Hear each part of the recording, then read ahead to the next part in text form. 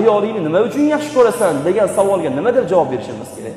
Payg'ambarimiz alayhisalom o'sha joyda Hadicha onamizni nima uchun yaxshi ko'rganlari, nima uchun u kishini muhabbatlari bilan muhabbatlanganlari, nima uchun Hadicha onamiz roziyallohu anha vafot etib ketsalar ham Rasululloh alayhisalom unutolmasliklarini aytib qo'yaptilar. Chunki hamma kufr keltirganda u iymon keltirganman deyaptilar. Din bilan bog'layaptilar, ko'ryapsizmi?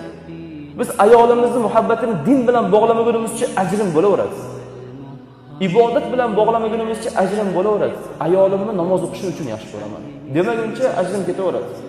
Ayolimni iffati uchun yaxshi ko'raman demaguncha ajrim ketaveradi.